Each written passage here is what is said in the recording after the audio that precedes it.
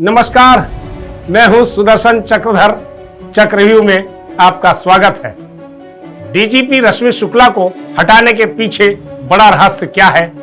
महाराष्ट्र विधानसभा चुनाव की घोषणा होते ही राज्य में बड़े पैमाने पर पुलिस अफसरों के ट्रांसफर किए गए। ये ट्रांसफर राज्य की डीजीपी रश्मि शुक्ला ने ही किए थे, लेकिन अब उन्हें खुद ही चुनाव आयोग ने उनके पद से हटा दिया। क्या पुलिस वाहनों में चुनावी रकम के लेन देन के कारण उन्हें हटाया गया? आखिर कौन है रश्मि शुक्ला और उनको हटाए जाने के पीछे बड़ा रहस्य क्या है? आइए जानते हैं। महाराष्ट्र की पहली महिला डीजीपी यानी पुलिस महानिदेशक रश्मि शुक्ला पिछले कई दिनों से सुर्खियों में हैं। 1988 बैच की आईपीएस अधिकारी रश्मि शुक्ला को इसी साल 4 जनवरी को डीजीपी नियुक्त किया गया था।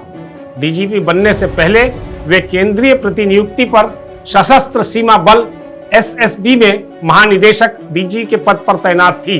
वो नागपुर समेत विदर्भ में भी कई पदों पर रही थी।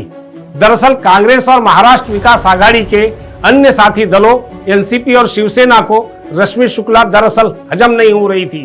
प्रदेश कांग्रेस अध्यक्ष नाना पटोले ने 31 अक्टूबर को ही मुख्य चुनाव आयुक्त राजीव कुमार को पत्र लिखकर रश्मि शुक्ला को उनके पद से हटाने का अनुरोध किया था और उन पर राज्य में विपक्षी दलों कांग्रेस, उद्धव की शिवसेना यानी यूबीटी और शरद पवार की एनसीपी के खिलाफ पूर्वाग्रह से काम करने का आरोप लगाया था। उन्होंने अपने पत्र में लिखा था कि पिछले 20 दिनों में विपक्षी दलों के खिलाफ राजनीतिक हिंसा में काफी वृद्धि हुई है, साथ ही कानून और व्यवस्था की स्थिति में उल्लेखनीय गिरावट आई है। उन्होंने यह भी आरोप लगाया कि पुणे के पुलिस आयुक्त और राज्य की खुफिया विभाग एसआईडी के आयुक्त के रूप में कार्य करते हुए रश्मि शुक्ला ने विपक्षी नेताओं के फोन अवैध रूप से टैप किए थे। लेकिन रश्मि शुक्ला पर इतना ही आरोप नहीं था। शिवसेना यूबीटी के राज्यसभा सांसद और प्रवक्ता संजय राउत ने पुलिस महानिदेशक रश्मि शुक्ला पर बेहद गंभीर आरोप लगाते हुए बताया कि 2019 में जब हमारी सरकार बन रही थी तो वे सीधे भारतीय जनता पार्टी के लिए काम करते हुए हमारे सभी नेताओं के फोन टैप कर रही थी।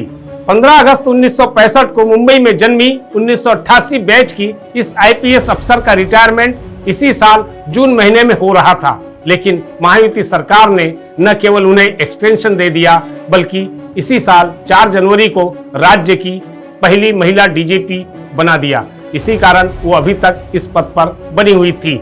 एक्सटेंशन मिलने और डीजीपी बनने के बाद विपक्षी पार्टियों का उनके लिए विरोध और तेज हो गया था। लेकिन सिर्फ कांग्रेस के नाना पटोले या शिवसेना यूबीटी के संजय राउत द्वारा लगाए गए आरोप पर ही चुनाव आयोग ने रश्मि शुक्ला को नहीं हटाया। इसके पीछे का बड़ा रहस्य शरद पवार का वह बयान बना जिसमें बड़े पवार ने आरोप लगाया था कि महाराष्ट्र में चुनावी आचार संहिता लागू होने के बावजूद राज्य के विभिन्न क्षेत्रों में बड़ी तादाद में पैसे, शराब, ड्रग्स और सोना चांदी जब्त किए जा रहे हैं। ऐसे में अब नाकाबंदी के दौरान पकड़े जाने से बचने के लिए सत्ताधारियों की ओर से पैसों के लेन देन के लिए पुलिस वाहनों का इस्तेमाल किया जा रहा है। पुलिस वाहनों में प्रत्याशियों तक पैसे पहुंचाए जा रहे हैं। इस तरह का सनसनीखेज आरोप एनसीपी सुप्रीमो शरद पवार ने बारामती के गोविंद बाग में मनाए गए दिवाली मिलन कार्यक्रम में लगा दिए। उन्होंने यह दावा करते हुए कहा कि इसकी जानकारी वरिष्ठ पुलिस अधिकारियों ने ही उन्हें दी है। अब चुनाव आयोग के सामने काटो तो खून नहीं था, चबाने को नाखून नहीं था, क्योंकि बात सच निकलती तो बहुत दूर तलक जाती। इसलिए रश्मि शुक्ला को पद से हटाना उनकी मजबूरी थी और चुनाव आयोग की निष्पक्षता के लिए यह कार्रवाई जरूरी भी थी।